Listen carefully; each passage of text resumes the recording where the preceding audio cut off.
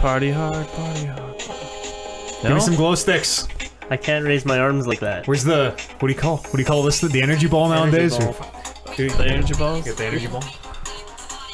It rolls down one hand, back up the other.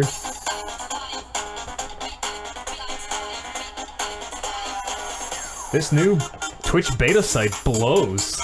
And it's like, it's only the main page or some shit. As soon as you go browse, it drops I hate the beta. home page. Oh, I can't even. Here we go. Is this actually 196? Does anyone know? I think it is. What, this song? Oh, No, the episode. Andrew WK song, Party Hard. Oh. No, this is better than Andrew WK. Really? No, This no, is- this Andrew is WK is actually classic. good. 196.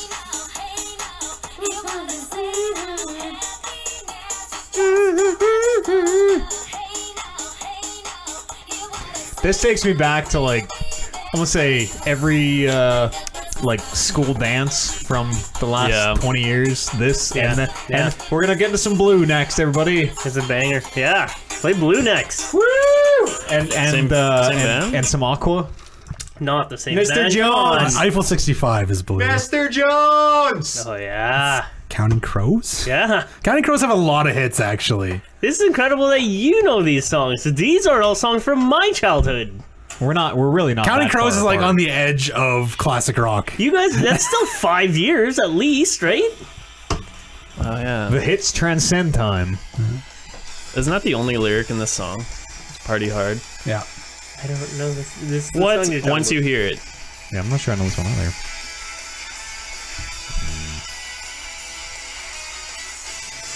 So if I do that. We like to party hard, party hard, party hard. Yeah.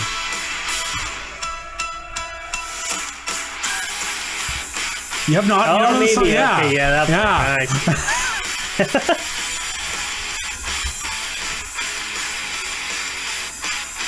Smash Mouth! All-Star! I don't actually know this one. What? Really? No. I only know this a one's little really bit. weird. Not as much as the Manga Bus. Was this on Blue. Tony? Was this on Tony Hawk? What other song no did you just idea. mention? Thought it was memes. All Smash Mouth. A lot of Smash Mouth back in the day. Smash Mouth. We do what we like, yeah. This may or may not be some wrestlers walk on. Probably. Just the hype bros. Andrew Party WK. He always looks like he did a shit ton of coke. Oh yeah, even in the video. Well, no, for the video, he probably did actually Yeah. do a shit ton of coke. It's like when they film using real alcohol. Yeah. Oh, this is real cocaine. Let's see. That was like, I think I was talking with you about it like a few months ago. I was like, man, I want to listen to some Bass Hunter, and then like that's way more recent than I thought it was. Really? The Dota? Yeah, the Dota song was like Dota song. early 2000s, and Anna. Yep. Yeah, that's like, I was like, no, that's like from the 90s. No, the Dota song is so good. All right, I'm bringing us in here. We don't have a ton of time. You guys It have is plenty of time. I don't have a ton of time. 96. Let's do it. How's our levels? I guess before we go. I'm good. Levels. Yeah. Hey. Avicii. Hi, Avicii. Levels. Levels. We have that song on Rock Band. Levels. It is Levels. The song Levels. Yeah. Levels. I don't think it That's has a song? words. Yep. The words aren't even in it. It doesn't have any words. There's does it? has nothing What to is do with who is levels. Levels by? Avicii. Avicii. I have no idea who that is. What? You would. I can almost Yeah, guarantee you you'd would- recognize it. yeah, if you heard would it. recognize It's just the one of those songs. like generic EDM. EDM, songs? like EDM. electronic music DJs. Yeah. He has like, I don't know, three big songs? 2 or 3 big songs? Fireflies. Play Fireflies. Woo! All right, let's do it. It's Talking Rocks 106. Here we go. He looks like a douche. What do you got into Jay-Z? Party hard, party hard. Jay-Z. There you go. Matt knows. I was listening to that playing Destiny last night. That shit was The cray. People in Paris song? Yeah, Yes. yeah. The individuals. Oh, that's a good song. That's a In legit Paris. good song. That shit, cray. Watch the throne. Watch the throne. Take the throne. Watch the throne. Yeah. What? It's September the 25th, 2017. Welcome to the show. It's Talking Reckless 196. I am your #1 contender, Matt Eads, joined by I feel like it's downplayed super hard. Oliver Aguilar. Hi there. Hey, Number one how are contender, you? how are you? I'm okay. I'm all right. I'm feeling pretty good, actually. That he wants us to refer to him as that now. He actually actively asked us before the show. Yeah. Mr. Contender, please. Please. Colin Kalinske, What's up? you know how to address your number one contender with all due respect. Feels like you're in second place. Like, I'm number now. one. Yeah, he's the contender. first loser. Yeah. He's the first loser. That's Yeah. good for you. Still Mr. better than all First you Loser. chumps. Brandon McEwecki. Hello. Hey, long time. Long time. Like seventh loser, I guess I would be. Did you don't end know. up below me in the last one? I don't remember. I think Colin might have I don't know ended what up happened. last. I don't. Everybody won one game. That's all I remember, and that feels good. Oh, no. I did won win Smash, Goldeneye. but I didn't win Yeah. anything. I crushed Goldeneye, if I remember correctly. Oh man. We. Turns out armor's good. And what was the other screen cheat I won? Yeah, screen cheat. The shitty shooters. Screen that's Cheat what was I fun. did. The man Screen who Cheat was a I had a blast. lot of fun. Man who doesn't play shooters crushed the shitty shooters. Welcome to the show. We just had a number one contenders match, Yes. and I was Just had it. victorious. Yeah, I Days ago. Yeah, Saturday it was. I will be facing Warren the Diesel Barris at some point for the Undisputed Championship. God's willing, I win it and bring it back home. If he decides to show up. If he decides to show up, yes, the man was supposed to be here today at the contenders match and no showed. Our undisclosed new commissioner is deciding the rules. I hope. Yeah, I don't envy that new commissioner. He has a. He or she. Don't misgender You're right. our You're right. commissioner. You're right. Yes. I just use he because when it is a she, it's a big surprise. Yeah. Yeah, we did that. Played some Smash Bros. Title match coming up in the future. I'm hoping we have more than 3 people for contender matches. Yeah, it was a bad weekend for scheduling, Oh. and there was a. It doesn't matter now. It's all in the past. But there was a whole point of doing it today, and Yep. regardless, Today? I thought we were doing it Saturday. yeah, well, it was done. Yes, 2 days ago because it's Monday the 25th. Everybody. That's right. Yeah. And what a weekend it was! Woo! I loved whatever Warren streamed on Sunday. The No Mercy pay-per-view sim on WWE 2K17. Is that what he's streaming? Yep. Are you allowed to the no gameplay though? Yeah. I guess you're commentating it's still, over it, It's, yeah. it's still in game. Yeah. Totally. Yeah. He's simming Cool. the pay-per-view. Yeah. That's pretty sweet. That stuff's fun. I definitely tuned into What that. time is that? What time Was it? was that? One-ish, I think. I Yeah. think, Okay. according to the He told me schedule. 1, and yeah, it's up for 1 on Yeah, the I'll schedule. have to go back so. and watch the VOD. Mountain Central. Mountain Central Mountain time. Central time. Mountain Central time. Yeah. I'm getting caught back up on the memes. here. 63 hours and 15 minutes behind. Brandon, you had you took the sandwich board out. We gave you sandwich board duty for a while. You left the country. Yeah. You did. I hope you got a lot of good like coverage. A lot of people saw the sign. I gave out some and business got the cards name. and got some That's some good. attention. Where all did you take it? Mostly I was just down in Seattle for quite a while. Not long enough. I tried to like For the legal weed, obviously. yeah. A friend of ours was down there and had a bunch of it. Said it was great, and I never quite got into it. But Yeah. it's sweet. It's cool. We drove by a bunch of dispensaries a few years ago. So It's weird. We're not so far behind that ourselves here in Canada, I don't think. What, next year? Next Canada Day? Yeah, Canada Day next year. Allegedly. Allegedly. It's gonna happen. I believe in JT. I think it will too. I don't think it's a huge deal. Do you actually believe in JT? Yeah. Because I legitimately do believe in JT, and everyone they're like, you just voted for him because he wants to legalize the pot. Like, well, that's none of your business, and also yes. Well, I don't believe in him getting into politics. I don't believe in him in general, but I believe he's going to come through with his pot promise. Have Yeah. you seen his hair? Yeah, it's some hair. Best hair of any politician. It's like the second best Trudeau we've ever had as a politician. I'd agree with that. I think I'm gonna like Second lynched out of Alberta for talking about Trudeau in a good light. Second best Trudeau Saying anything, so far. Saying anything good about Pierre in Alberta is kind of grounds for people not from Alberta or Canada are really confused what the fuck we're talking about now. This is so Albertan politics. yeah. How was PAX? Is this Seattle's PAX Prime? They call it PAX West now. Really? Yeah, it was 2 years ago. They debranded as Prime. They don't want it to be the Oh, they don't want to like best. put it above the other yeah. ones. They don't even want though it is. a step. It is, and it still is, and everyone still knows it is, and everyone there is very smug that they're at Prime and not one of the other shittier, lesser PAXs. PAXen, I believe they call them. Is the plural the PAXen?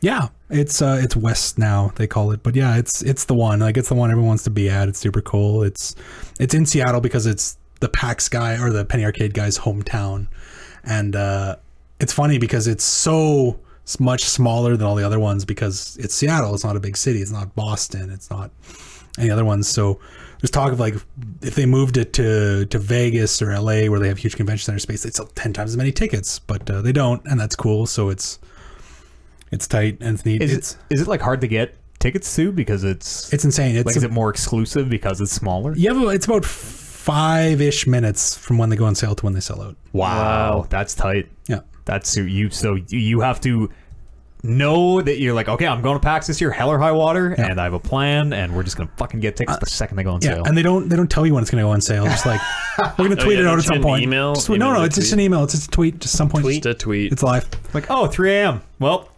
And every year I'm kind of like, I don't know if I'm going to go again. And then tickets go on sale. I'm like, yep, I'm doing it. Because you don't have a chance to question yourself, right? Because if you go, yeah, you've lost tickets.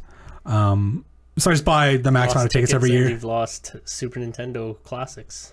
Yeah. Systems. They're printing more of those. Are they? Yeah, they said they're. Yeah. Huh. So, yeah, it's kind of in a weird spot now once E3 opened back up. So they don't know, like... You don't get the first view at a lot of things. The games have been a little weaker the last few years, but if you have a chance to go. It's I feel like games at all. It's just who cares if you get to play the game or anything. You just get to stand around with 60,000 people that love the same shit you love, and it's just there's signs going down the main street of Seattle, like on like the street signs, and it's just welcome home. It says with the PAX logo, and like there's other ones. There's like.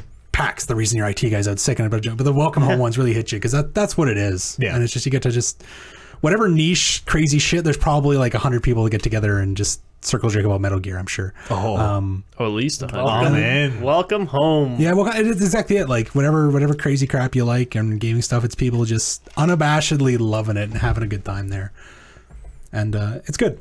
It's fun. It was great. Yeah. You see anybody famous? Dope. I should go. See anybody relatively famous? Yeah, it's all like low-key famous people. Like I got to meet Louis Scott Vargas, LSV again. He's a Magic Hall of Famer. He's one of the devs of Eternal.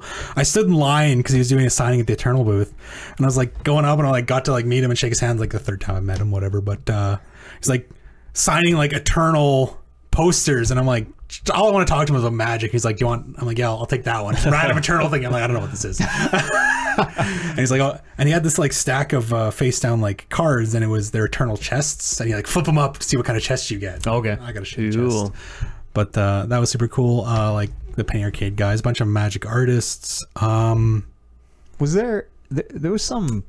Maybe this is old, and I don't follow this stuff super closely, but there was some kind of controversy about Penny Arcade and one of their comics. Do you know what I'm talking about? Yeah, actually, it was the second year I was there. The Dick Wolves comic is the one you're talking about. Yes, the Dick Wolf. So it was the comic. I'm sure everyone knows it. Go look it up. It's a pretty funny comic, but it was a commentary on MMOs, and this guy was like.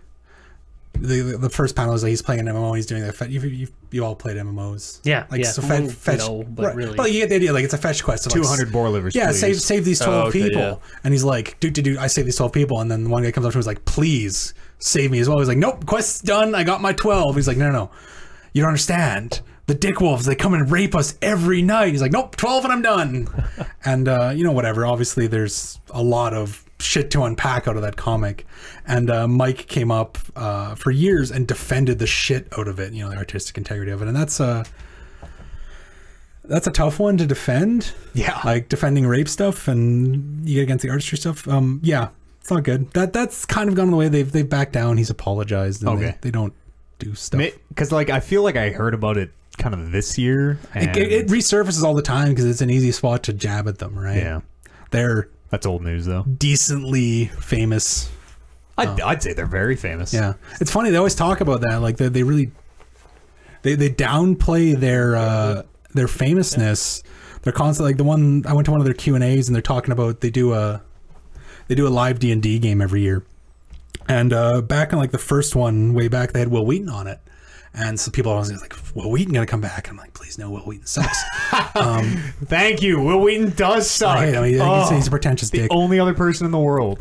But they're always like, can you get Will Wheaton back? Will Wheaton. Yeah, you're wrong. But they're like, no. You're wrong. Like Jerry goes out there and that's the guy who writes Penny Arcade, and he's just I idolize the man because of his command of the language is amazing. But he's like, like Will Wheaton's actually famous.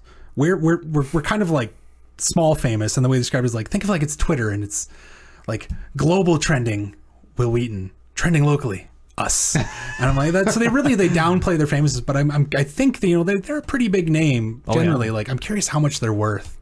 Like 60,000 people a day come to just this PAX. Oh yeah, and like that doesn't take into account the games and the comics and like all their IPs they've made. So much merch and like they have movies optioned.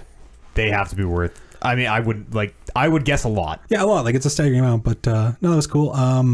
Actually meeting famous people. It's people that are cool and famous to me, like a bunch of Magic celebrities occasionally. I know Bryce Zinnick of podcast fame met people from TSM there years ago. You can meet the people like at the level they're famous. You can meet them there. There's not like mind-blowingly famous and whatever, but like the big thing that I guess ties into stuff people are interested here is the keynote was Luke Smith, who is, I'm gonna mistitle him in some way, but he's like he might be lead story designer at Bungie. Yeah, like he's a serious high up there guy. Like he did a lot of the shit. Big wheel at Bungie. Yeah, and it was super funny. He's a really smart, funny guy. Like, and it was him and Jerry just up on stage, and he was talking about way back in the day. He wrote this article for one of the gaming news sites, and just thrashed one of the later Halos, like dismantled like this awful, unbelievably bad article. And he was talking about it like when I went in for an interview at Bungie, and he's like, "You wrote this article?" He's like, "Yeah." And they respected him for it. It was good, the criticism they gave. But yeah, no, he talked a lot about Destiny and all the stuff they've done and made it, a game. If he's a story guy, like you said, a shooter. It's very close to a game. I might be mistyling as well, but I'm pretty sure it's like story something. I'm gonna fact check this because I feel it's important. Story shooter. Thank God, we are once again a fact-based podcast. He's a remark. Like it was. I've seen a lot of. I always go to the keynotes. I missed one of them, unfortunately. I always remember the first one I went to 5 years ago was Peter Molyneux, where he went up on stage and lied to us a bunch. And I mean, you got to see Peter Molyneux on stage. Yeah. Like, that's cool. And it was about, it was Goddess was the one with the game he was advertising. Oh my God. And he's like going off, it's going to be great. He's like, what I'm going to show you here, guys, is a very early beta. Yeah. And he's British, and he says beta. Was Goddess the one that was at the center of the cube? Yes. Oh. Yeah, the man who got to the center of the cube got to become the god of Goddess. Holy. Yeah, man. Peter Molyneux.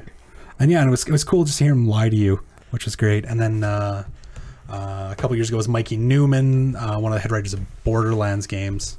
He was really good. And Amy Hennig was last year. I missed. Oh, that would have been fun. I was so bummed I'd missed it. There's a Magic panel against it, and I have allegiances. But yeah, they always have like really cool people, and it's very different, and it's always like a completely different experience. So Luke Smith was really cool, and it was one of those of he was there.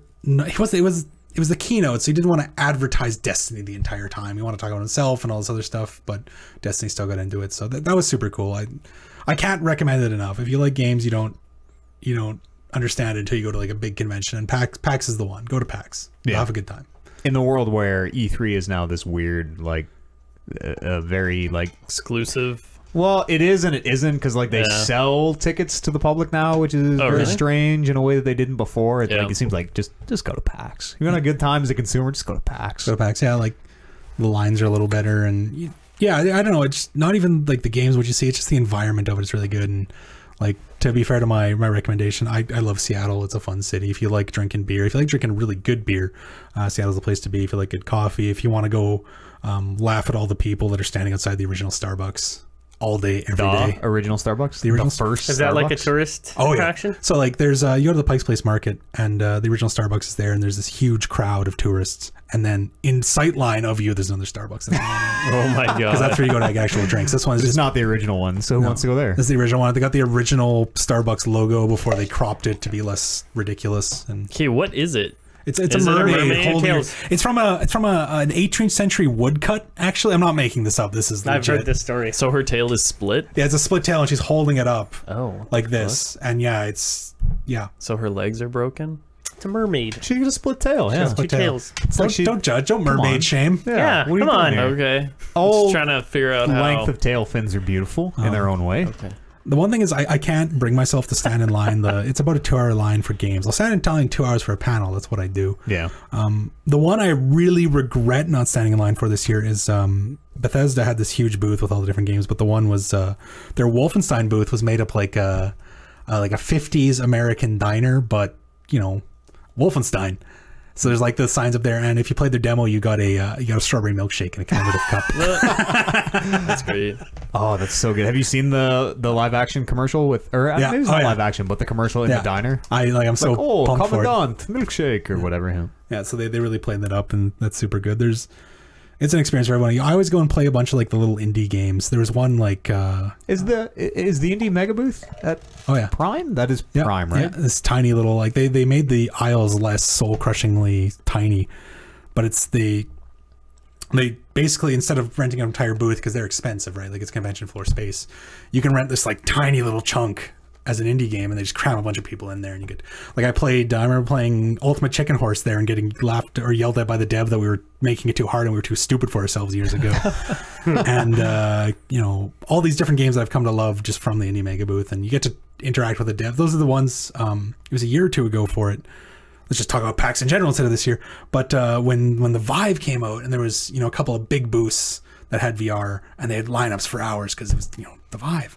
You're like, no, go to this random indie booth that happens to have one. You get to play it there because no one cares about that. But that's the place to be. You get to interact with the people and talk to them and try a lot of cool games. And like the devs are, especially in the mega booth, are just like right there. It's like a dev and a screen and a controller. Yeah, like there's 4 people work for the company. 2 of them are there. They probably helped make the game, right? There was one at like they picked the PAX 10, which is 10 games the guys legitimately like, and I remember shooting the shit with one guy. It's Life Goes On. It's a fun game, and you play like this. You play a knight, and it's a kind of a puzzle platforming game. But the idea is that you die, and then you spawn as someone else with a ridiculous, you know, lordly name, and then use the corpse to get through obstacles. So like at one point you're like piling, but they were from the university in Edmonton. Like they were from the U of A. Oh wow! And I started talking with them. I'm like, yeah, we're all from the U of A. I'm like, holy shit, that's weird. And I bought their game there, and it's super cool. So you just get to meet really cool, weird experiences there, which is neat. So yeah, PAX is awesome. PAX is fun. It's a good time. I really want to go one year. Yeah, and then you just get ridiculously drunk in the hotel bar, and as you do.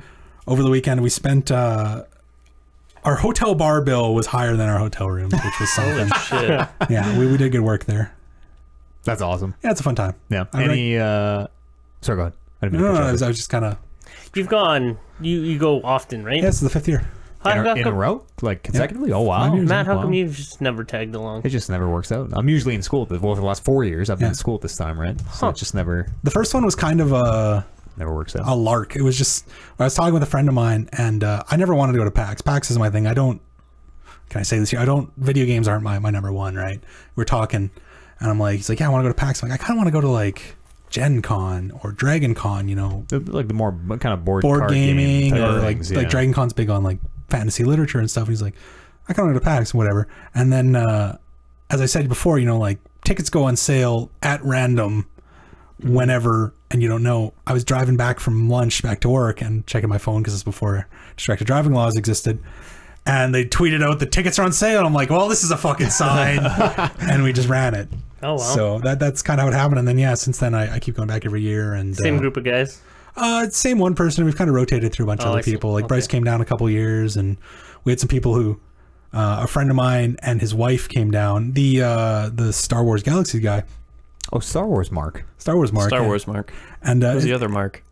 No, he's a Mark, like a wrestling Mark for Star Wars. He's a Star Wars Mark. Okay. And also his name is Mark. And that was weird because she doesn't game at all. But like we're like, okay, you should just scalp a badge, because I had 4 badges. I gave one to him. She's like, you should just scalp a badge. And so the way PAX works is it's spread across the city of Seattle functionally. So there's the convention center where all the shit is, like all the games and stuff. And then they actually play where the orchestra plays right down near the ocean, in this giant theater. So we went down there for the keynote to see Luke Smith, and she went and scalped the badge at the convention center. And then so she somehow got in the Riley crowd of people trying to get in right when it opens to get the early lines, and was just texting, just going off, just couldn't believe what was going on. I was like, there's so many people here, there's all this crazy shit, and this going, and oh my god, I'm buying pins and this, and I'm like, and then we're like, okay, find us. You're like, where are you? I'm like, we're here. I was giving like names and stuff. I'm like, we're beside the dragon. She's like, I've passed 2 dragons already. Like, and it was funny to watch someone who's completely not a gamer just get absorbed into the excitement of it, the joy of it. Everyone's there is happy and they're excited, and it's like everybody's vacation, right? Everybody's Exactly. there kind of on vacation to see this cool stuff. and it's not like, I don't know if it's just me or this is a general perception, but it's not just, 60,000 sweaty bearded guys.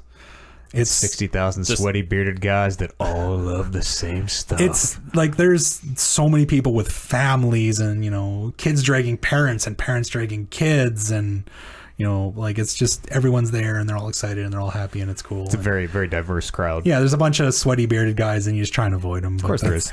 As one of the sweaty bearded guys, Yeah, like we'll just all keep our distance from each other. like there's it's not, cosplay isn't a big thing there, but I just, there was Really? this, Is it it's not? not huge, not compared to like some of like the anime cons or stuff. Like there's a fair amount of cosplay and it's good. There was a amazing like Destiny 2 group or whatever, but I don't know what they were cosplaying. I assume it was some anime game or something, but these 2 girls were taking pictures with people outside by one of the dragons, and this creepy older guy walks up wearing a t-shirt that says "I only date green chicks," or it's like the Star Wars or Star Trek joke, and he's like, "Can I take your picture?"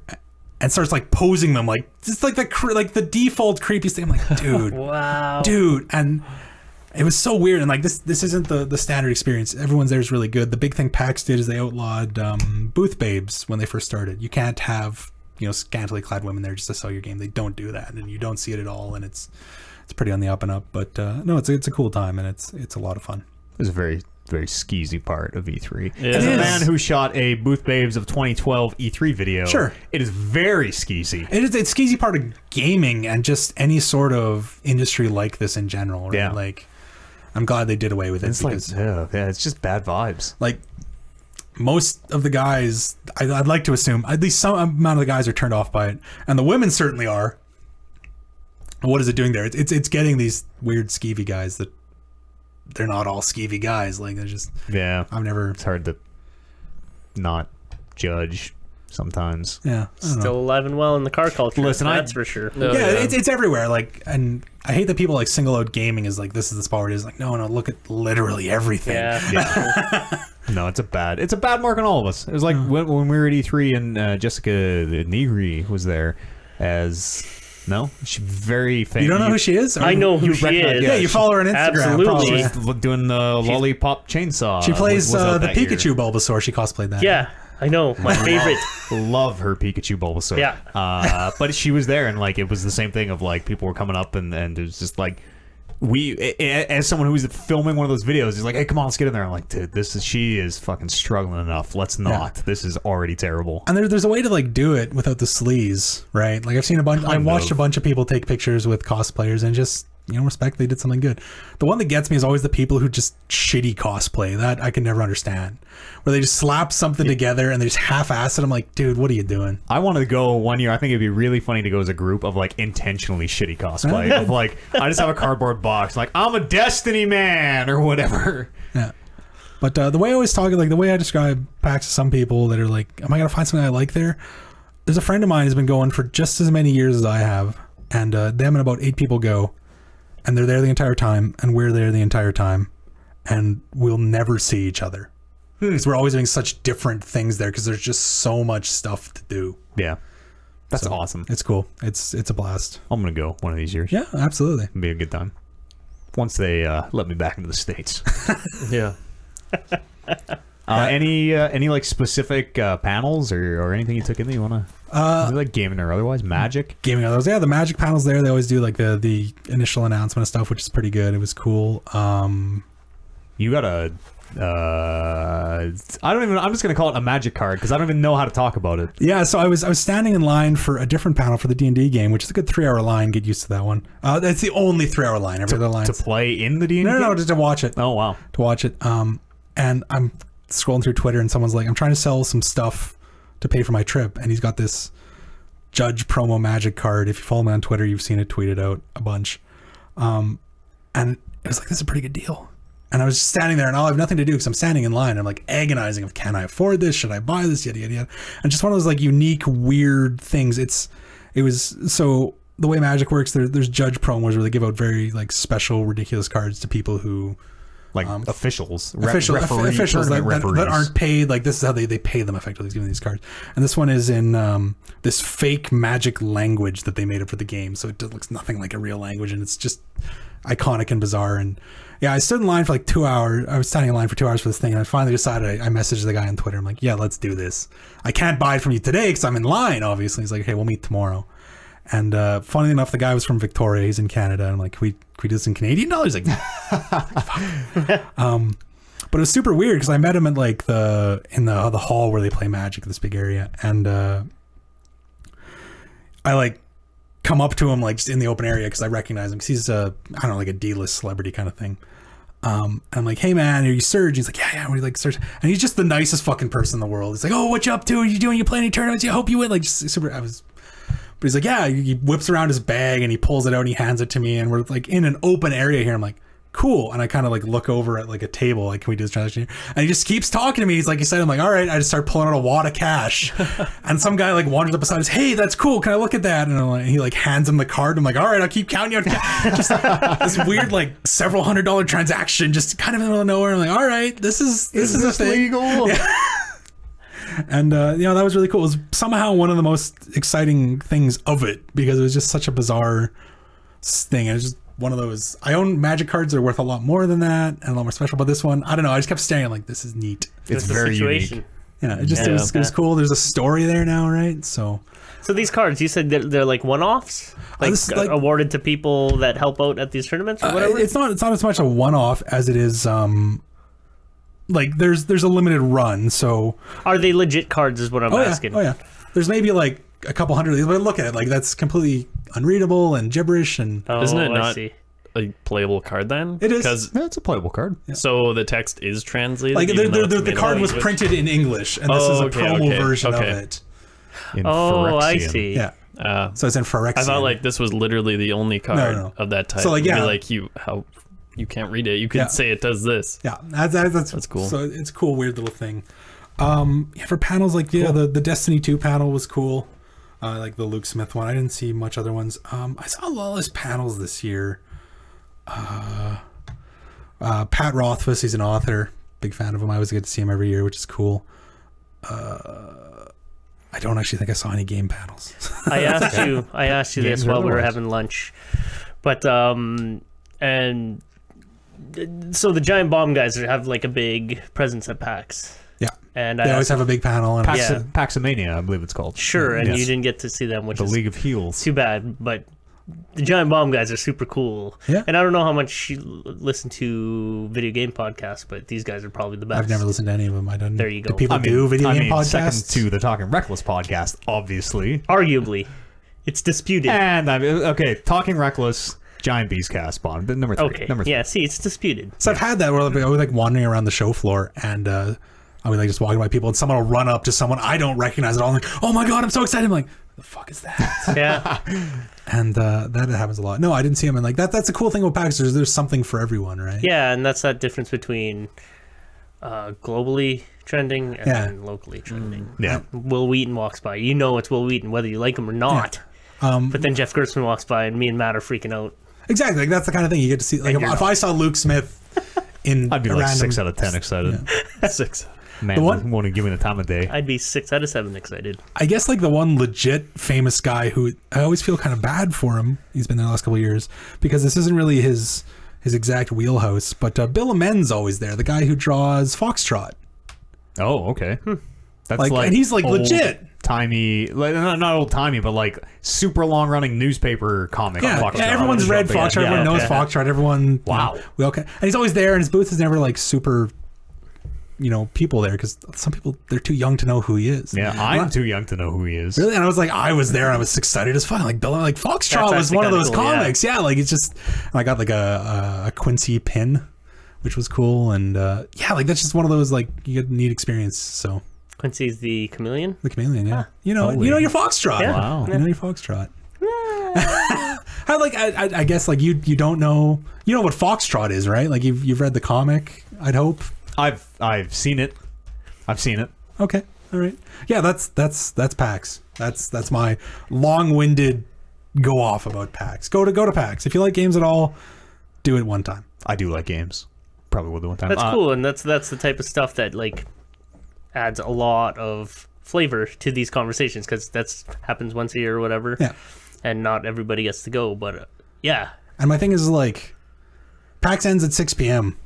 and like there's some panels that go a little later, but you know what you do after 6 p.m.? You go to the wonderful restaurants and bars of Seattle, and you hang out with your friends. Yeah. It's a cool place and you to hang drink out. and you have a good time. Yeah, and that's what makes it, right?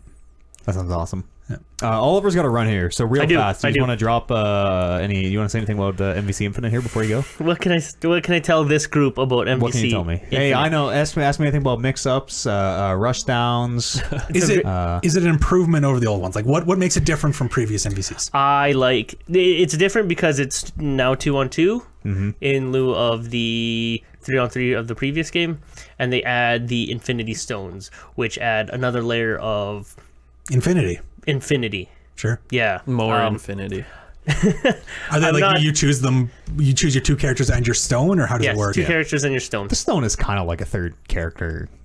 Sort of. It adds a lot of ways. It adds an extra layer of like different tactics, because like you can have. So my team is Gamora and Ryu right now, and depending on which stone I have, the mix up. Yeah.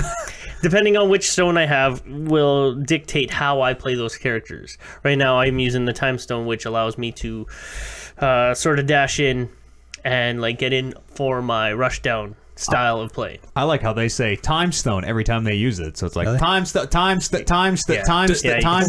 so you can fucking totally stupid. Is it a modifier, or does it give you new abilities? New abilities. Oh wow, yeah, that's huge. That's like adds another layer of complexity, right? Yeah, and so some of them are like, one of them puts your opponent in a box that just doesn't move, and your opponent can't leave the box until that thing runs out. Like one of them brings your teammate back to life to fight with you.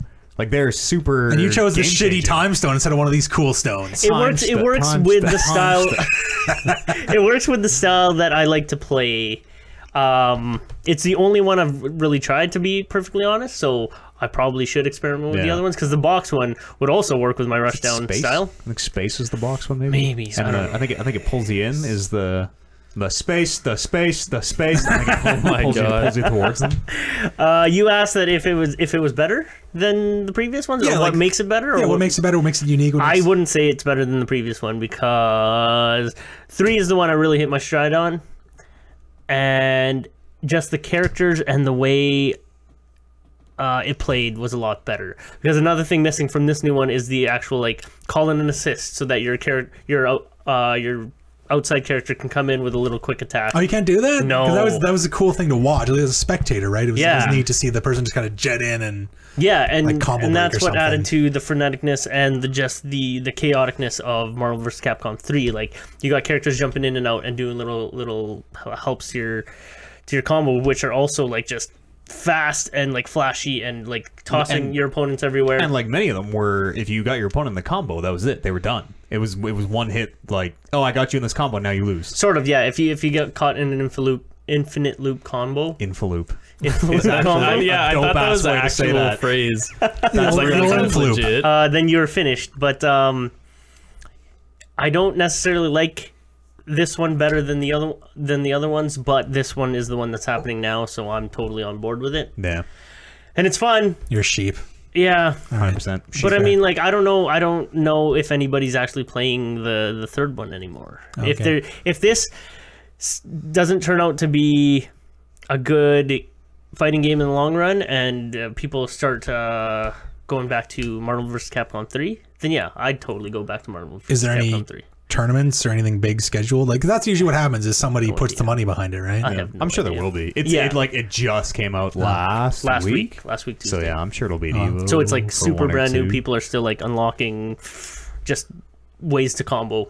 Yeah, and I'm watching these videos. Early and indicators is Ultron is OP. Yeah. Ultron and Ghost Rider are OP. Great. The roster kind of. Yeah, like Nick the characters. Cage Ghost Rider, is it? No. Oh. You wish. I wish. I absolutely I'd wish. be way into that. So Jarvis M&Ms or whatever he had from the movie. What's a Hagar?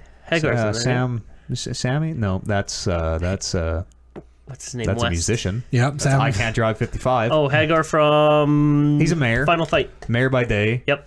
Street Fighter by night. That's a weird dichotomy. Street combatant by night. The man's head is too goddamn small. So you mentioned about the roster and what with the whole Disney Marvel and the Fox X-Men. Yeah, no X-Men in this game. No X-Men in this Zero. game, which is huge because all of my characters from the last game were X-Men characters, and I love those characters. Everybody loved those characters. So yeah, there's a lot of poo-pooing going on about Magneto, the roster. Has there ever been an NBC with no X-Men? Magneto has been in every Marvel vs. Capcom game, right? Yeah. What's like how big is the roster? How many playable characters? 30 characters. The fucked part is there are 36 DLC characters on the way, so that roster is that's not true, is it? Benjamin Pack of the Giant Bombcast told me specifically. My good fighting game friend Ben Pack said that's 36 DLC characters for that thing. I know there are 6 DLC. Are you sure you didn't miss here? Plus 30. But I mean, like, if you were gonna cut these characters, why don't you just bring in other characters and then just kind of like reskin Wolverine as yeah. But as who though? I feel like people would take him to task for that though. Like, oh, you just half-assed reskin this character. Like you didn't try, right? I see that, like, but also I'd be happy to be like, hey, Gamora plays just like X-23, and I love X-23. I wonder if people would hate that, or if it would be like, well, we know you can't get the rights to this, but at least we kind of still have Wolverine in the game, sort of. It's one of those you can't win. You have the people that give a shit about playing the game well, and the people like, I want to see this thing, or like they care that you put in an effort. You know, because at the same time, actually, guys, right, are always going to be at your throat because of that whole divide in like ownership of property or whatever. Marvel is pushing the Inhumans as kind of the new X-Men type thing. Sure. Do you guys know what I mean? Like, because they don't good bad guys. Or the good sort guys? of. Who are the Inhumans? The Inhumans, they're just like. Is Luke Cage an Inhuman? No. Is that a stupid new name for mutant? Yeah. Yes. Yeah. Essentially. Oh, okay. So they're pushing these new Inhuman characters as like the X-Men going forward. So, like, who's an example of an Inhuman? Have we seen an Inhuman? Black Bolt is one. No one's ever heard of that. You made that up. Is that the guy whose voice he uses his voice? Yeah. Okay. Black Bolt can like he uses his words to defeat people. He's the pen is mightier, if you will. For one, these are comic books, and these are all comic book characters. But yes, I don't believe it's a Black Bolt comic. As an example, Black Bolt is the king of the Inhumans, and what his power is. The kingdom of Inhumania. Oh, I hate that you're just putting me on the spot for this because actually, Black Bolt's power is that if he even utters just some sound out of his mouth, he has the potential to destroy the world. So he's very powerful. He's Dovahkiin. He's a very powerful being, and he has vowed himself to silence. Yeah. So dumb. That's like a level above comic book dumb. It's pretty good, actually. I've read some Inhuman stuff, and it's pretty good. Every one of his panels is just nothing. There's no text, right? Or is it a thought bubble? No, it's always him looking thoughtful or brooding, or like, because his brother is always just like egging him on. Come on, say something. Destroy the universe. Dare you? Come on. Come on. Something like that. Anyway, say something if you want me to stop nugget. Marvel vs. Capcom. Among other changes, like the buttons also have been revamped and changed from Marvel vs. Capcom 3, so that takes a lot of getting used to. Isn't that like functionally meaningless? Because you can remap everything, right? Yes, but in Marvel vs. Capcom 3, there were 3 attack buttons: light, medium, hard, and then a special button, which is usually your launcher. In these ones, there's light punch, hard punch, light kick, hard kick. Oh, weird. Ooh. So there wasn't kicks and punches in the old one? No, it was just light, medium, hard. Huh. Yeah. Are you punches on the top, kicks on the bottom type man, or punches on the left, kicks on the right type of man? No, top, bottom, punches, kicks. Yeah, me too. Just like reality, where the punches and the kicks come from. Yeah, exactly. Yeah. In any case, I'm going to be playing the Marvel vs. Capcom on my stream most of the time, so catch me on that. What's your stream called? I want to call it Ali Boombaye. Mm-hmm. What does that actually mean? What is that? So it's a play on Ali Boombaye, what they were chanting for Muhammad Ali when he was fighting Kill him! George Foreman. Oh, Of the grill. I bought Yes, Warren, of the grill. our current He was undisputed a champion, boxer? one of those grills. George Foreman was a boxer. Yeah. You Wow. legit didn't know that? I thought he was just. Oh my I thought he just God. made the grills. Like Wow. George Foreman. Have you ever grills. seen him? He doesn't look like a man who just made grills. I've never seen. He looked like he was in a lot of boxing well, rings he over has the commercials, years. I guess. Anyways, He has two kids named George. And one named Foreman. That's not even a joke. He legit has two sons my named George. God. Ali Boomaye just means Ali kill him because Yeah. they were Yeah. all on his team. Kill 'em. And so I want to name my stream Ali You want to kill people? Boomaye. Sure, Yeah, that's fair. I thought Monday Night Fight Club was a fun name, but I know you. here did. we are. I know you. Did. Are you? Is it like an online ladder? Do you get to compete against people, or? I don't know. Yeah, maybe. I mean, you've not. You haven't. You've only played against computers. No, I played against people, and it's just like you can pick ranked matches, unranked matches, beginners league, and Always I've play been in ranked. beginners league. You just, like, APR. you beat up against like young, like you're beating up 12-year-old kids. No, these kids are good. These kids have been. These kicking 12-year-old my kids are beating ass. up on you. Yeah. You're old. You're aging out, man. But I'm learning. You don't even know who Black Bolt is, kid. I'm learning a lot as I'm playing these matches, so I'm taking away from a lot of it. These kids are teaching you. We saw you win a couple on the Yeah, stream there the other day. yeah, that was awesome. You guys like were cheering me on, and I was like heck yeah. feeling it. Building up momentum. Is it a game of unlocks? Like, do you have everything, or is there like earn points from matches to unlock shit, or? You have all the characters and all the moves and everything. Right All out the gate, characters right? are available. Colors and like costumes and stuff are unlockable. Gotcha. Except for the 36 DLC. The 36 36 DLC. I'm characters. pretty sure it's 36 I'm pretty DLC. sure it's Can 6 we currently. fact check, please? Fact check this fact-based podcast. Anyways, I'm putting out a call to the TR universe and anybody who likes fighting games to please join me and please. What about the TWU? Are you also putting a call out to them? Yes, All right. them too. Is there like a clan or a guild or any sort of grouping on there they could join, or? Not unless we start it. But like you could start one. Like, is there one? Yeah, do you, in do you the have the game? capability to... I don't think so. How do the... No, That like, sucks. you just party up on PlayStation 4. So what do you... If people want to play NBC with you, how... I have no idea. This is Hit you on your stream on Monday nights and be like, hey, I want to play. yeah. And Okay. then Yes. That's Yeah, message Monday- you and probably the best way. Yeah, I'm gonna be streaming Monday nights starting at 7 Mountain Standard Time. Mountain Central Time. Mountain Standard is the Mountain real time zone. I Central know. is the joke one. Yeah. So please join me. I would love, and even for people new to the thing that are interested in playing, like I will help you practice and help you learn. Yeah. Even though I'm still learning. And this is actually something, again, I was talking to Matt about, that this game is very, very hard to learn. But I'll do my best. Yeah. Oh, yes. In a world where Dragon Ball Z, don't know what's it called, Dragon Ball Fighter Z didn't exist, I might kind of, I don't know. I need to buy a fighting game every couple of years to remind myself I hate them. This might be the one, but I'm saving my disappointment for February. Yeah, and like when Dragon Ball Z Fighters comes out, I'm gonna be on that too. I don't know if I'll like it as much, but Oh yeah. I like fighting games. I like Dragon Ball Z. What did you find out? I couldn't find anything 6. conclusive. I can only find like a short list of characters they planned. Monster Hunter is one of the... Yeah, I feel like if it was 36, the people would be already writing articles and making podcasts about it and going off. Yeah, So yeah. 6 seems believable.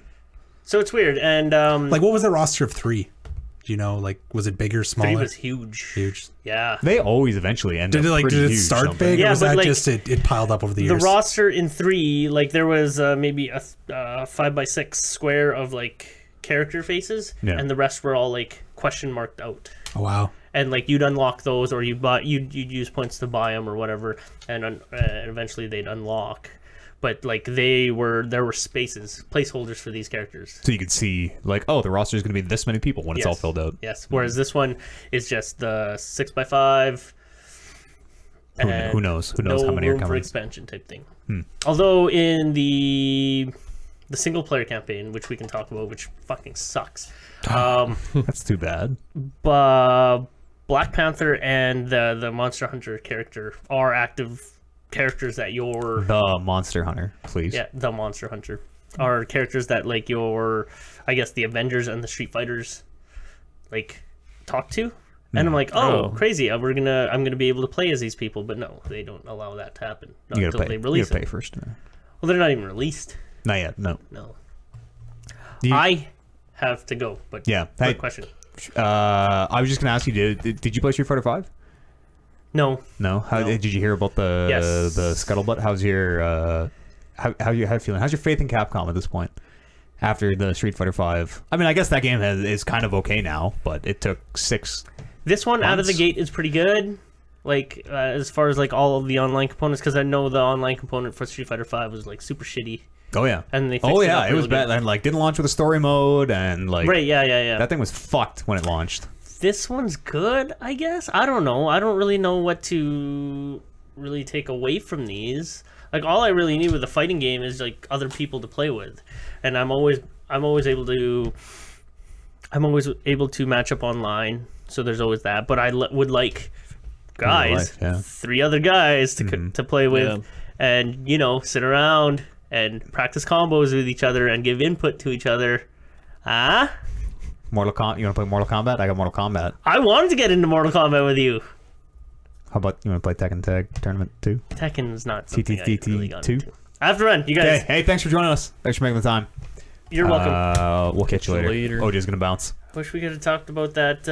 Nope. You're cut off. Nope. Mic's muted. No one can hear you anymore. Number 1 contendership. Yeah, I mean we did. I won. I'm the number 1 contender. Congratulations. Thank you. You were on a ship. You saying something about a ship? Oh yeah, the ship of Eads. Get on board. We're taking it to great places. The ship of Eadsius. Is it really the same? A good ship, Eatsius. I played a little more Destiny 2. We, Warren and Brando, the Satpod boys. Sure. Did you finish the raid? No, we got, so I think there's 6 encounters and we did 3. And then... Too hard? Just not enough time. Oh. Not enough, because they did it like late at night. Yeah. And then, so I guess the order that you do the fights in changes every week. So So yeah, you kind of go into a central hub and then like one wing will be open one week and then the next wing is open the other week. So the order that you do the fights in kind of changes, and you do one wing and unlock the second one. So and I don't know if it's like the first one is always just a little lower level or how it works, but they got in the second week and started with the encounter that we couldn't beat the first week and just blew through it, and then couldn't get through the encounter that we blew through in the first week. So we have currently You were both the person preventing them from beating that one encounter and saving them through the other encounter. Exactly. Yeah, the special Eid sauce. I can only do the first 2 and then need to leave for the other one. That's fair. It's not really a gear check in the way that the Destiny 1 raids were. It's more mechanics, and to be fair, some of those mechanics are fucking bad, but it's more mechanics and knowing where you're supposed to be when than it is just a raw like shoot people in the head check. I've heard like a lot of like the Destiny stuff is just like stand in this exact spot or just get gibbed. Some of it, yes. Some of it is. The part we were on was a stealth kind of encounter, which in a game that isn't really designed for stealth was not good, because it was a lot of like, okay, we think we know how these vision cones work at this point, but we're still getting detected for reasons that we have, like, we're all just standing completely still and we should all be in this safe zone and someone gets detected randomly, and I think it's kind of buggy still. Maybe there's some things to work out. It's curious. But it's very, like, what I saw of it was super cool, and those first few encounters are like very satisfying. Yeah, like good on them for the aggressive release schedule. Like I remember, they were talking about it because Destiny came out on like a Tuesday. Yeah, Tuesday at midnight. Tuesday at midnight, and then like the raid came out the next Wednesday or something. 1 week, and the raid was out. 1 week and a day, right? Well, yeah. It was specific because I remember. Let's talk about PAX. Luke Smith talking about that is he wanted it to be like, he didn't want to come out on reset day because he wanted people not to feel like they had to rush through all their like weekly shit and then do it. Oh, that's smart. So they delayed it a day. But that's good. Like they understood that like the lack of content was a big killer the last game, so they were like pretty aggressive with getting something out. And yeah, and it's good. Like I really want to get in there and finish it, and I'm really interested. I've heard that last boss fight is crazy in a way that no Destiny content has ever been, which sounds awesome. Is the story solid? Like do you care about the Destiny story, I guess is the other question? No. Do you care about the World of Warcraft? I mean, I do. Now you do. Now you can. When World of Warcraft launched, did you care about the World of Warcraft story? A little bit, because it's kind of that. It's like, oh, we need to stop this big bad from destroying the universe, and we did, and then an even bigger bad. I guess. Okay, so my question is it World of Warcraft good? Old World of Warcraft good, okay. Not new World of Warcraft good. It's good. It's good. Yeah, it's like old World of Warcraft. That's fine. Like I think that's good. Like that's something, right? The last boss like kind of actually just turns into Reg at one point. You're like, oh hey, look, it's like Reg, and then he dies. That's fine. Like, oh, save the it's enough that you can like sink your teeth in a little bit, right? Yeah, it's more than it was, and there there are definitive characters now, and they have names and there are relationships. But through that story, no one there's no arc, like no character. They're all exactly the same from minute 1 as they are at the end of the game, like a lot of MMOs. Yeah. But it's still it's good. I like shooting guys in the head. What's your light level? 285, 284 or something like that. That's quite the logarithmic curve then, because 300 is the cap still, right? I am not sure. I think so. Yeah. I think with the raid, 300 is the cap. You can get I think you can get to 290 without going to the raid. That's crazy. Because Warren is like 287, Brando's like 289. Like we're all just about 290. Is that meaningfully different? Like 284 to 289? Is that are you going to be functionally like big? Oh yeah, 10 points is like technically you can get into the raid at 260, but even just like the 4 or 5 points that we gained over our first time doing the raid was the difference between us doing an encounter and not doing an encounter. Crazy. Like it's very significant, and they just throw loot at you. It's the best. Like it's awesome because you're just getting shit all the time, but kind of it has that Diablo effect of like, oh, these are useless. Yeah, these are useless. Go back to town and sort through all the the garbage. Yeah. It's cool though. I really want to finish it, but the problem is once we're done that raid, like we're done. We've like done every piece of content. Yeah, like the public timed stuff is pretty rewarding, I've heard. It's okay, but like how many times do you want to kill the same tank dropping down from like it's mindless in the same way that Guild Wars was, where you just show up and there's 500 people there, so it's like, I did my damage and I'm just gonna go make a sandwich now. Oh god, the Guild Wars bosses were so bad. It's very like Guild Wars in a lot of ways. That's a bummer. I've heard like, okay, so what was is it the Night Falls or whatever? Like I'm using the wrong terminology, where it's you go into them. That's like the public thing or public-esque. The Night Falls are one specific dungeon a week will be kind of very difficult and have a weird modifier. Okay, that's not the one I'm talking about. But I know there's like these like vaguely public things from watching a bit of it is where you can do it, but there's something you can do in it that'll trigger like the hard mode. Yeah.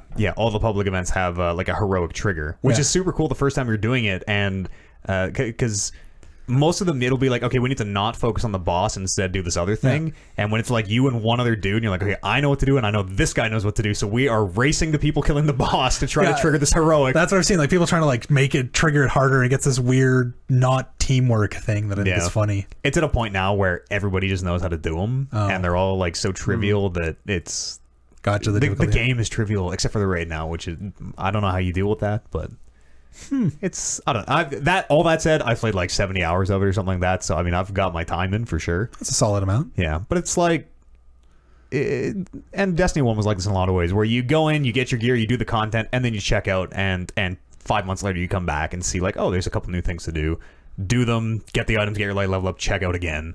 And it's not like I don't think anybody's playing Destiny all the way through. I think that's fine. Is there a sub fee for it?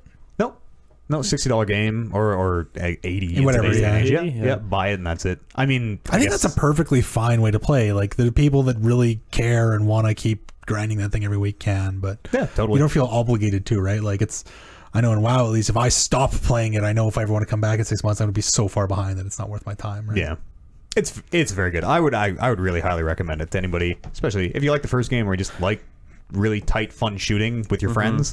It's a great game to play with a group of friends. If you're playing it by yourself, you're probably gonna be pretty disappointed. How's the PvP? Is it better? It's better. It's way better because we hated it actively. Our group of friends like despised it in the first game, and we're kind of getting into it in this one. But it's still. Do other stats matter other than fire speed? No, they don't. There is a mode where your gear level does matter, but like I'm not interested in playing that. And so right now the meta is if you're not corner shooting, if you're not preempting someone walking around a corner, oh my god, and shoot it, because it's everyone uses a scout rifle, and if you're not, you're gonna lose. And it takes I think it's 3 headshots to kill. So if you don't land your shot first, you need to flee the encounter because you know you're losing unless somebody misses, and it's already at that point where it was it's like just battle rifles in Halo 2. Exactly the fucking it was 3 shots, yeah. And you're like, oh, I got hit first, so now I need to get the fuck out of here or die. Yep. And so that stuff's kind of not that interesting, but that's not good. It's not for me, anyways. It's great. You play any games, Colin? No. Idle Champions. Woo! You both been playing quite a bit. Well, I got in like you don't really like play it. It's an idle game, right? You don't play. I hate idle game. I don't hate idle games. I actively have to stop myself from playing them because I get so addicted that I'll just be like, Really? I'll be like, I gotta wake up in the I morning find to I play get this like idle game. burnt out. Feels good to see that number get bigger. Yeah, and it was randomly because it's officially D&D sponsored. So Yeah, Minx is in there. yeah, a couple like one of the he's like the head of creative at D&D like tweeted out about this game, and I'm like, like when it came out, and I'm like, and then I've just played it. That was September 7th. I've played it 100% of the time since. Really, it's been running literally since then. Like you don't close the Yes, client? that's so I good. occasionally have to close it because it lags out too much. Holy shit. That's But I so like, good. I don't even run it overnight. I close the client. and No let sir, it- no sir. I It love is- that. No sir. Wow. My Steam play time's like 400 hours. Oh my god. Playing for the ladder. You gotta stay number Mine's one. at like 17. No. I'm committed. But yeah, it's an idle game. It's cool that there's just that taste of story in it, which Yeah. is nice. Yeah, I like that. There's That's what made it different than other clickers. I'm forgetting. I'm blanking on the name of the company that makes it, but they made another game, Crusaders of Code Lost Idols. Yeah, something? Code Entertainment, I think it is. Yeah. Yeah. I'm trying to think of the splash. Yeah, like Crusaders of Lost Idols, which is their other idle game, and the idle thing is good. It got some depth, and like there's some like the missions where you do like different things. Yeah. It's about formations, but sometimes it'll throw a wrench in the works. So it seems like there's just the right amount of game in there for it, which is good. Right now it's super early access and there's not a lot going on, so I just kind of let it idle. But Yeah. there's high hopes. It could be very, very cool when it's fully released. Right. I love a good idle game. Yeah, and the fact is like it's an idle game, right? So if I'll just let it run and I'll slowly rack up. So when it fully gets released, I'll be so far ahead of the curve of all you Yeah. rubes who didn't, right? Unless they It's- reset. It's my logic. Yeah, What if they they said do- they won't. They said they won't. Oh, okay. They said Oh, they that's won't. cool. Yeah.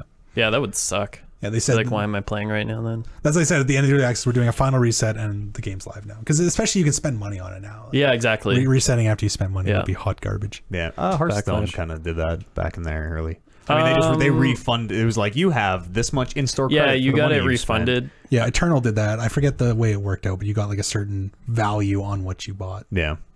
That's all right.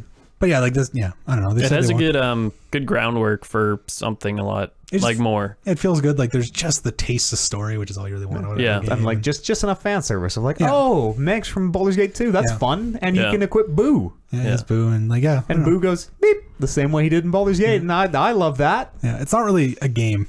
I guess is the issue. Yeah, exactly. Are any of the like idle clickers? No, that's what I though? mean. Like No. idle games aren't games. Like they're Yeah. a thing. Egg Inc. Have you ever played Egg Inc? Egg Inc is a really good clicker. No, Oh, it's so good. my clicking finger's too old and atrophied at this point. But no, like I've played a few over the years that I got way too into, and I didn't really like. I like playing at work occasionally. I'm like, I just got to stop this. I can't because ultimately it's not that rewarding, and I felt like I was just committing too much to something that was just like, eh. And to me, it feels like I cheapen the experience of every other video game I play Yeah. because it's just like condensing everything down to like, look at the number get bigger, Yeah. and that's it. Yeah, and you realize, yeah, every game functionally is that at a base level. But yeah, it does. You're like, if this is all I need. All I need is that just number get bigger. That's Yeah. all the I window need this trappings amount are of gold. garbage. I have I to just need stop. that dopamine I have drip. to stop. Yeah. It's like it's how people get hooked on like heroin. Yes, You just it have to honestly get the is. fuck out of there, man. The bigger heroin number. I love watching that number go up. I can pull the needle out this much this time. Don't do heroin, kids. Don't play idle games, kids. Let's go over a real fast break here. We'll come back and do some news. Oliver's gone. We'll be gone forever. Rest in peace. Yeah. Requiescat in pace. We'll see you here on the side of this musical break. Boo-doo-doo-doo. I'm so pissed that you're somehow at 140 and I don't understand why. All right, here we go. Because the 2 pieces of gear I got, that's 700%. I feel like there's something stupid I'm doing that makes it worse. I tried to change Kev's formation to what I thought mine was and ended up brutally destroying his. I'm like, I'm sure this guy's here. I'm like, wait, what's who? Yeah. Sorry, we didn't do the whole preamble we usually do. We actually don't look at the chat while we're recording because this is an audio podcast. The cameras are on, just as a fun little bonus. We got some first timers in there. Thanks so much for joining us. Great to have you here on the show. Can you sub on your phone? Yeah, You can't Twitch Prime sub though. I gotta. Oh, okay. That's what I I'm need. just gonna use the bathroom and we'll be right back. Oh, I have water. Is Kevin still here? No, he did his like goodbye thing. Let's steal his stuff. Steal what? His shitty TV. It's not me, right? That TV upstairs is way worse. It's like Yes. a field of stars now. Oh, yeah. It's weird. When the screen's black, they're like white, but then when there's color, they're dead pixels. Yeah, looking at Smash, it was all like black. Like usually it looks white. I don't know. It's.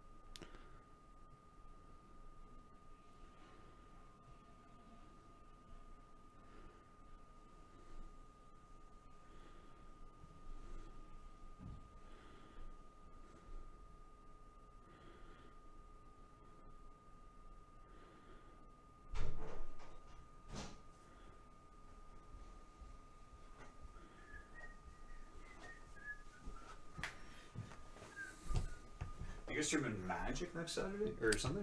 Apparently, one of the two. Saturday or Sunday? Yeah. Just Magic in general or drafts? We're gonna do a draft, new set. Shit.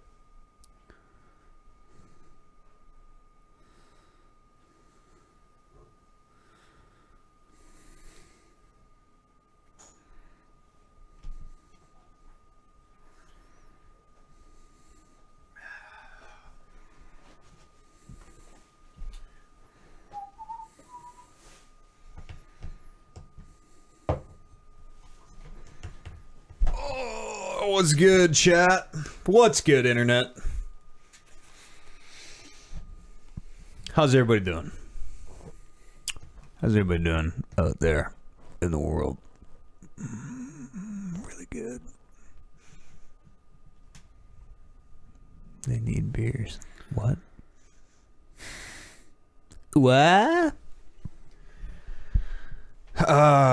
No emails right now. As of this very moment. So if you got someone gets an awesome question in right now. Yeah, if you got something hot on your mind, then you drop it in the Twitch chat in the next 1 minute. We've got an open email slot for it. Paging Colin Kalinske to Studio A. Colin Kalinske to Studio A.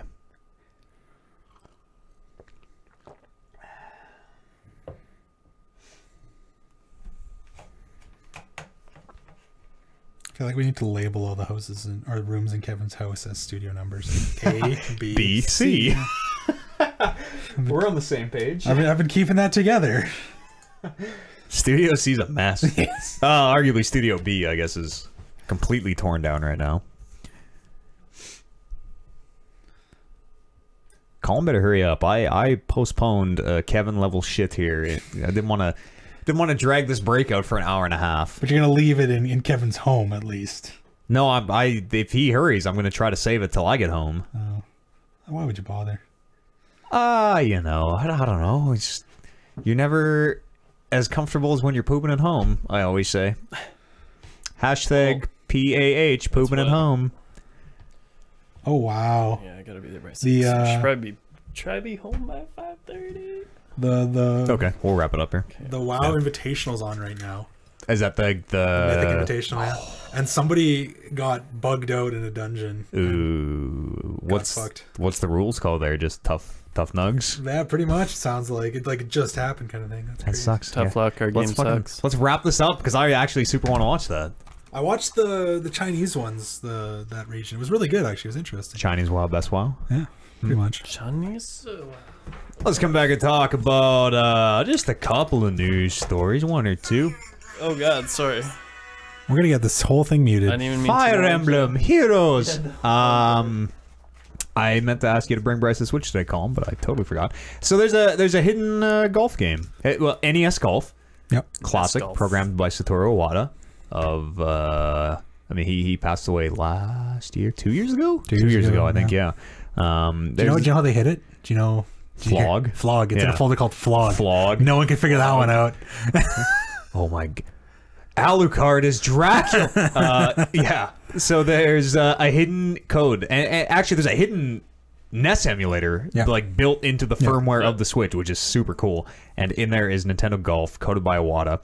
Apparently, the way you unlock it is on the date of Iwata's death, which was July the 11th. There is, and Brandon pointed this out to me when we were at lunch. You have to. It's a certain configuration of the Joy-Cons. And you have to hold them in such a way, and then do the Iwata, like, the Nintendo Direct motion that he always did.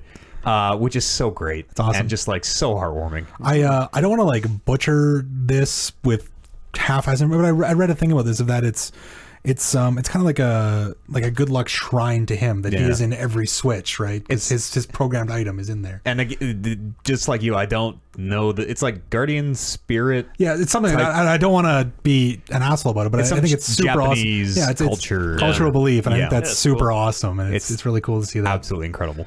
And I guess the side effect is, hey, there's an NES emulator, which is super neat. Yeah, that's what they're probably gonna do for their virtual console stuff. Maybe. Yeah, I'm sure they will. I know, like, people were really surprised because Nintendo's kind of known for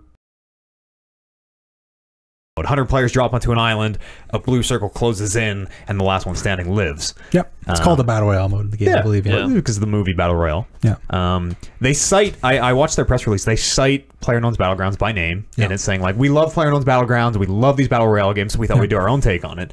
And now Bluehole, the studio that makes PlayerUnknown's Battlegrounds, has fired back saying that, you know, Epic, basically, you guys didn't consult us. You shouldn't be doing this. You shouldn't be using our name and our clout to promote your product. Name dropping is the big, Yeah, and I think that would be the big deal, the name dropping part, because Battle Royale isn't a unique game type. Absolutely not. And PlayerUnknown's Battlegrounds, not the first game to ever do exactly. this. You know, King of the Kill and the H1Z1 and all the way back. I think it's the particular clunkiness of PlayerUnknown that gives us its charm, that I think is where, like, I forget his last name, Brendan, PlayerUnknown himself, like, talked about that. He expected Brendan Green? Brendan Green, yeah, I think that's right. Yeah. Talked about that. He's expecting, a lot of copycats and competitors, but this one it's a little too close to home, I think, is the worry. Like, it's just, and like there's literally a giant blue circle, and like the players all start on the battle bus. I didn't know what the battle was for now, but man, the battle bus. It's a bus with like giant helium balloons above it, and everyone jumps out and has a glider from which you battle. Like, it just makes sense. It's like, and like we say, it isn't the first copycat. It certainly won't be the last, and it seems that the sticking point for them is that they call them up by name and say, we love PlayerUnknown's Battlegrounds, we thought we could do this cool thing. Is this not, in my mind, I appreciate the directness, and like, this is them citing their inspiration, and it's one of those giving props. You're more damned than if it you is. do, damned if you don't scenarios. Oh, totally. Because if they 100%. didn't say that, people are like, oh, you're just ripping off PUBG. Yeah, but why didn't you say that? But so is Grand Theft Auto, right? Well, they have that mode in there now. They didn't call out Blue Hole by name or say the words PlayerUnknown's Battlegrounds. Yeah. And we haven't heard a peep about GTA's Battle Royale mode. It's true. I don't know. I like that they are unabashedly saying, like, we like this game and this is our inspiration, and like, here's our take on it. It's a different thing. It's a very different thing. You're building bases, and I mean, I guess it's as different as 100 players dropping onto an island being enclosed by a blue circle can be, but I guess I'm of two minds of it. Is, the part of me is just a strict consumer. I want the best version to come out, and the competition breeds the best version of it, right? If 100 people are trying to design the object, you're going to get the best one. Yeah. But 100 designers drop onto an island. Yeah, all of them are monkeys. All of them have typewriters. Go. It was the worst of times. But I guess like the counter is that, like, if people keep stealing shit you create, people can stop creating things. So I suppose, but like, it's World of Warcraft all over again, right? Yeah. It's League of Legends all over again. We're gonna see 18 million copycats, and the best will rise to the top. That's true. I guess as long as that keeps happening, but I feel there's a point where, like, people, the guy, like, I don't want to create something because if I create something and it's cool, then Valve's just going to make their own version of it and stamp their name on it, and Gabe's going to roll in more money. And they will. Somebody will. Activision, like Call of Duty, will have their own take on it eventually, I'm sure. And for sure. It's going to be the biggest thing in the world, but I don't know. I feel like there's more to this story coming out, because it's not like the way at least I was reading it of the Publica guys, it was more than just salt. They like legitimately thought there was a problem in the way, like they had effectively broken copyright or whatever the exact legal of it is, but they had gone too close. It wasn't a copycat, it was a steal. And the story reads like they may be considering legal action. Yeah. Who knows if they have a leg to stand on. So I think there's more to come from that, and I think that's the line. If you gotta you can take inspiration, but don't wholesale take pieces of something. Like, that's that's very true. And there's another wrench in the works, because like, are you gonna sue the people that you're licensing this game engine from, or like how does that all work? That's a weird spot. It's very, very strange. South Park: The Fractured Butthole has gone gold, and they have released just an excellent trailer of their.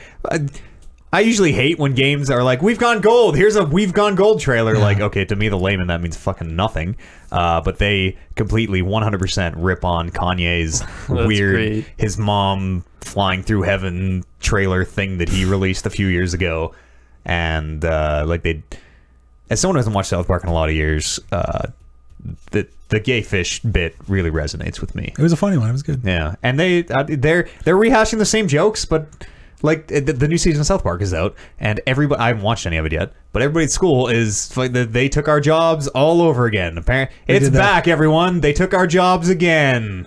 What'd you think about the They Took Our Jobs episode? You guys have seen the new season? Yeah. I liked it. So the joke was, it's all these like, the redneck guys, and it wasn't, they start doing that, like they're taking our jobs, and it sounds like it's going to be the same thing over again. And what it is the Google Homes and Amazon Alexas have taken their jobs. Yeah. You can't get a low menial job. And so they're marching against those. They took our jobs? Yeah. And, so it's pretty good. Yeah, I don't know. I think South Park's, they're funny, they're good. The last game was great. Did you play Stick of Truth? Stick of Truth? Yeah, that was nice. It was solid. Like, it was really funny. It was short, and it was just the right kind of short. Like, you didn't overstay its welcome, because South Park jokes do have a fuse, I guess. Oh, yeah. 100%. And everything I've read and heard about the Fractured Butthole is that it's going to be another, different enough that it isn't the same old tire shit, but it's still going to hit all those notes. What do you feel about the difficulty slider? We talked about this a little last week, where there's the difficulty slider that when you set it to, as you get progressively harder, your skin color gets darker and darker, and it doesn't affect combat, just everything else in your entire life, which. Listen, as a white guy in white suburbia, I love to laugh at that shit, and that maybe I'm terrible, but I know, but I think it's like it's a tasteful take on it, because it's kind of like, that's how reality works. Yeah, totally. It's relevant. The darker your skin color, the harder it is. Yeah. Like, and that is literally a line from Eric Cartman in the game, is it doesn't affect combat, just everything else in your entire life. And like, that is actually very poignant. I feel like just the people complaining about it are just riled to complain. Like, this is, I think, as tasteful as South Park can be, it's a fair shot at it. Like, it's not being like, it's not making light of the fact that it's harder to be a black person in society. It's saying it is. It is. Yeah. It's admitting, like, yep, this is true. And you go, yeah, it is kind of true. And most people, I want to know. I think they'd feel like empowered by that, but I don't know how you take that as anything bad, but and I don't even want to read that last Nintendo story. That's boring. But I want to ask you, Brandon, about Magic the Gathering Arena. Oh. Yeah, so the I think it was September 7th they did the rollout, the big reveal of it.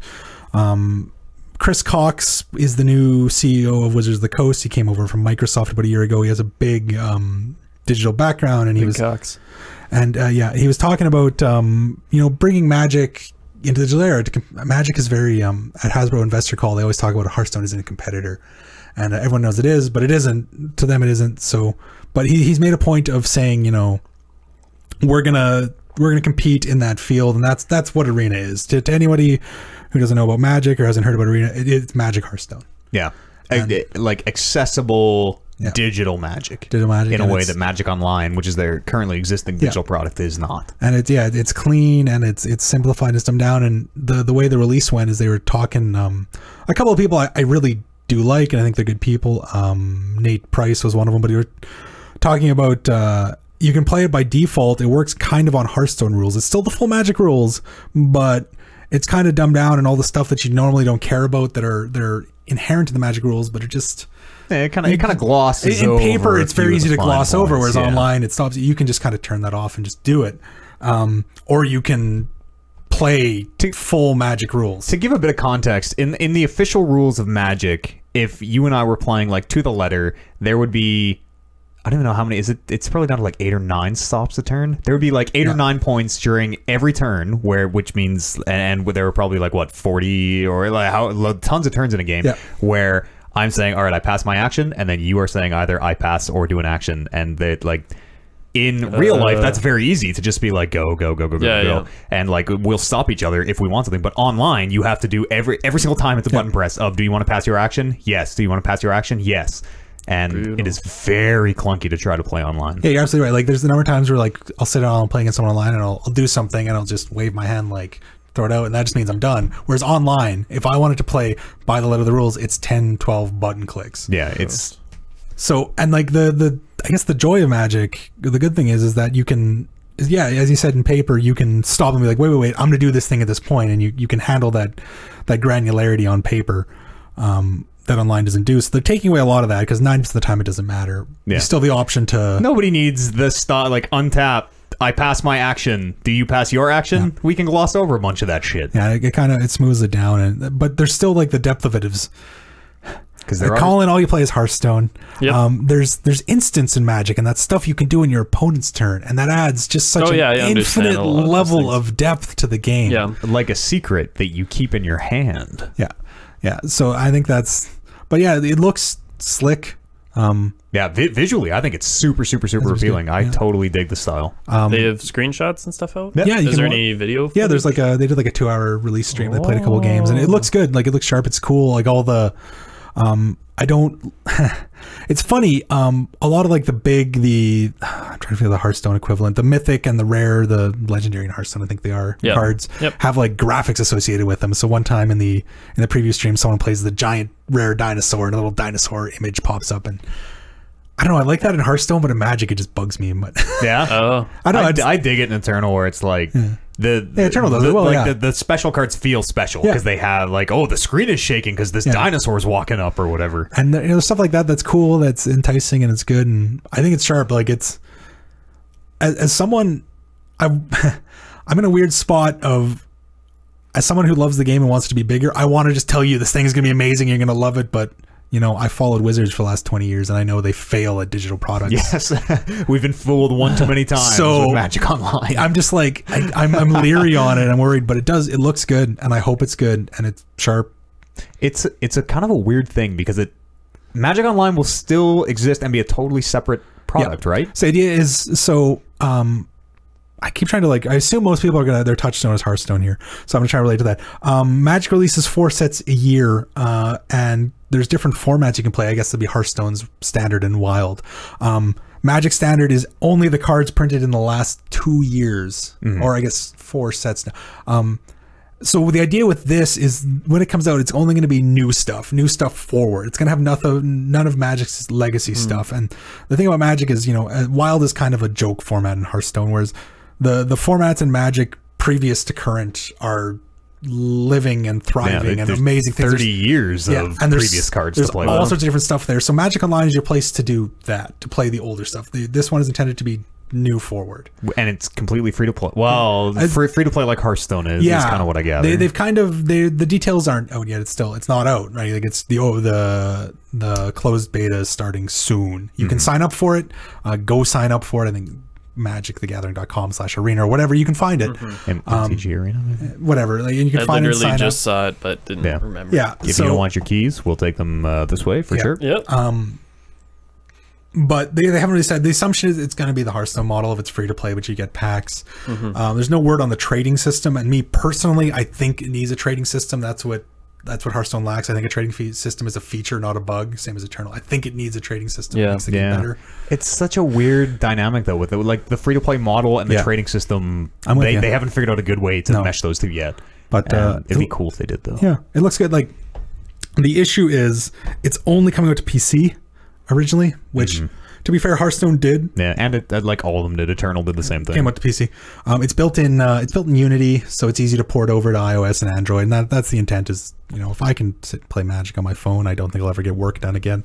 But it looks good. Like, it's one of those I have a terrible issue being optimistic because Wizard sucks. You've been burned one too many times. Yeah, that's my worry. But it looks good. Like, I think if you've ever thought Magic seems kind of cool, it's this weird cryptic, esoteric, ridiculous thing, this is the spot to jump in. That's what it's intended to be. It's intended to jump in. If you like Hearthstone and Hearthstone got boring because you're tired of losing to Jade Druid, try this out. You're gonna love it. Ramp Druid OP. Yeah, I'm kind of excited about it, because that'll be me kind of breaking into Magic, right? Yeah. Learn about some of the cards, and Objectively, Magic is my favorite card game. I think it has it has the most. You can play the most different ways you want. That's like kind of a meaningless statement, but you are given like an infinite set of tools to play whatever your play style is, whatever you like.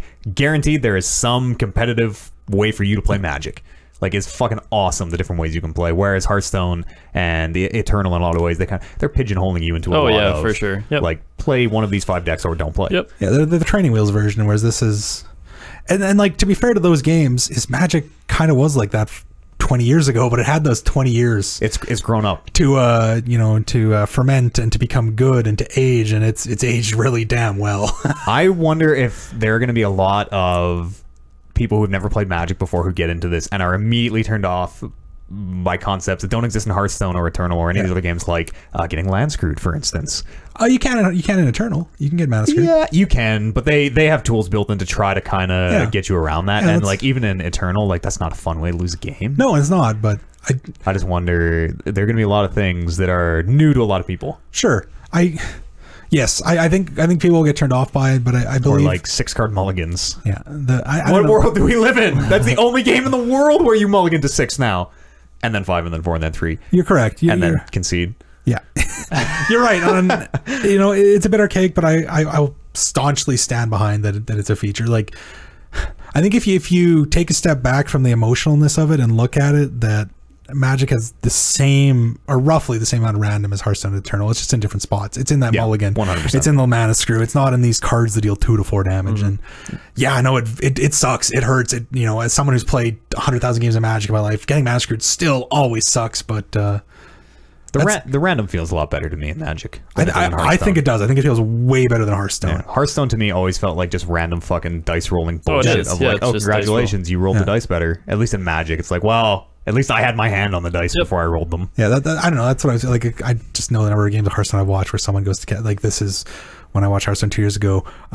Lightning Storm was always the card. Yeah, 2 to 3. 2 to 3. And the guy's like, gotta roll 3. You cast it and you just like look away. And I got to roll 3 on 6 different dice, right? And it's dumb stuff like that. And so, yeah, when you're ready to come with your torches and pitchforks, complain about getting mana screwed, we'll be here. We'll be here, and I'll be fighting the same argument I fight. Just you roll with it. Yeah, I really love Magic, and the hope is that just once it's free to play and the stakes are a little lower and it's easier, you can just go like, oh, sucked, that one sucked. I'll try another one. I'll play another game. I'll play another game, and that's hopefully it's good. I have high hopes for it. It looks sharp. Like, I have a lot of nitpicks, but that's as someone who's an old school Magic purist who likes, I still like the old frames, the cards that stopped existing 12 years ago. Oh, the old art. You like old art? No, old frames, the brown artifacts for life. Yeah.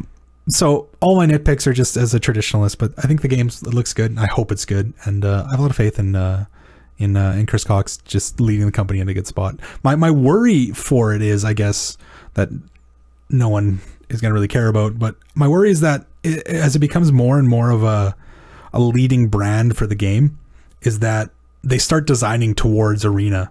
They start designing cards that play better in Arena than in Paper Magic. Less of the quirky, weird cards, more sorceries instead of instants. Yeah, that's a very interesting point. And I'm curious. Have they said card development will be like, it'll happen between both? Like, what if they just have cards they print, and then once it's going to be Magic. It's going to be straight Magic. Every time a set comes out, comes out. But I worry that, like, now that knowing that, especially if it takes off. Yeah, you get to set where, like, 30% of our player base is online, or God forbid even more. Yeah.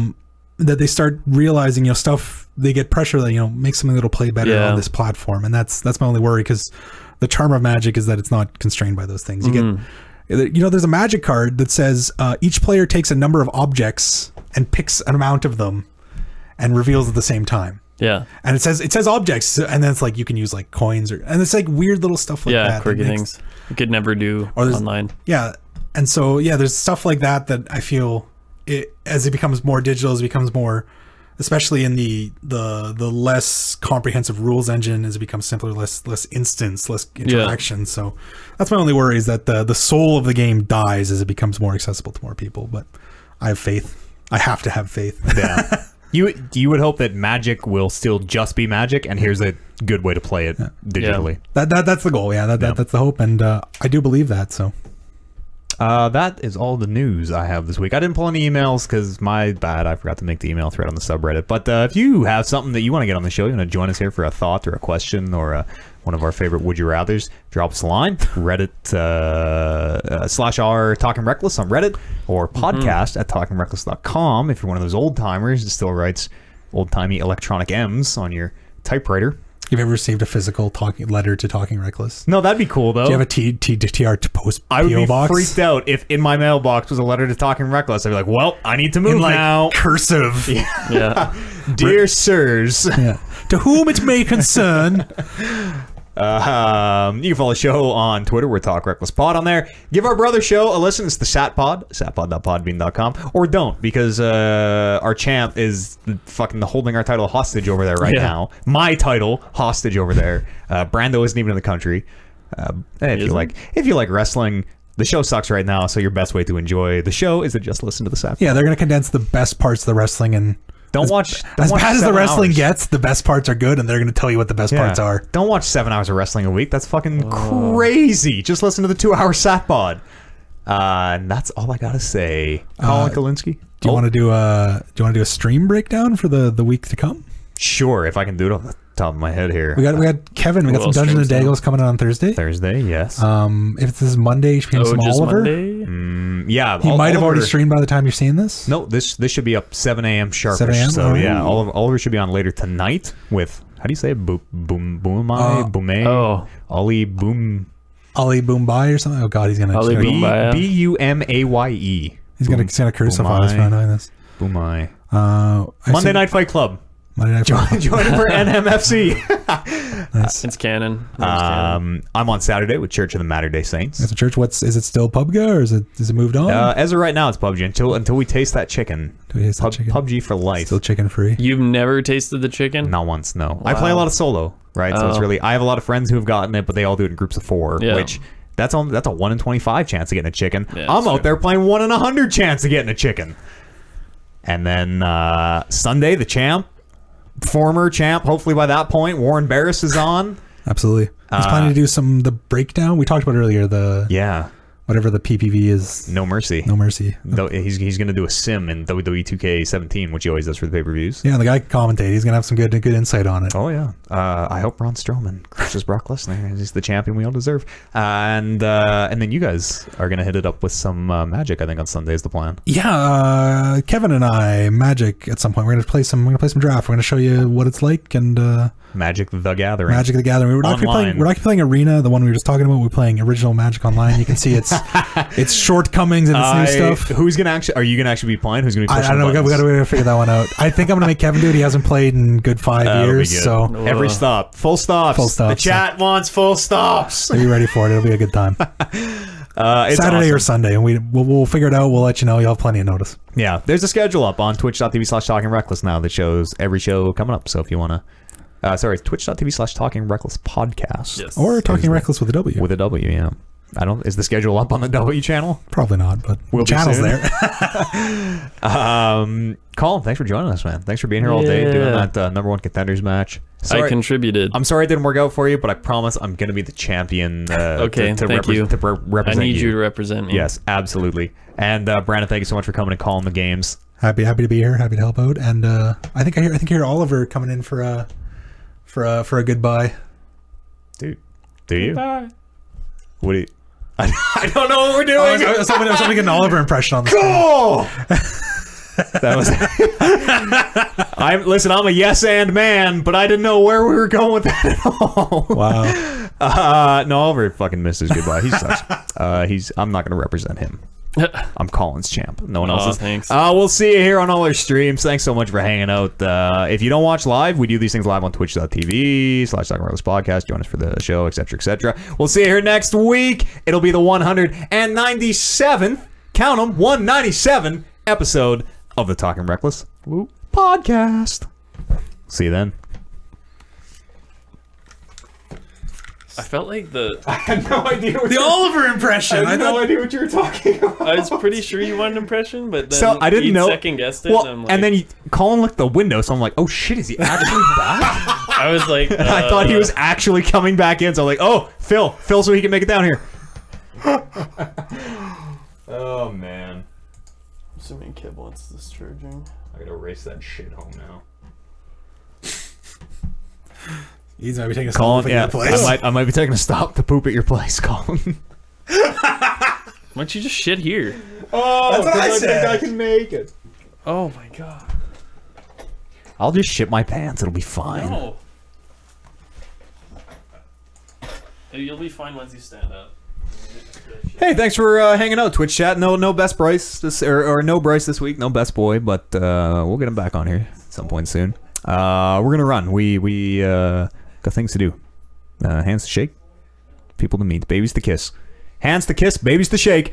Thanks for joining us. We'll be back on here all throughout the week. Check out that schedule just down on the bottom of the channel there. You can see all what's coming up. And thank you so much for joining us. Too sweet. Too sweet.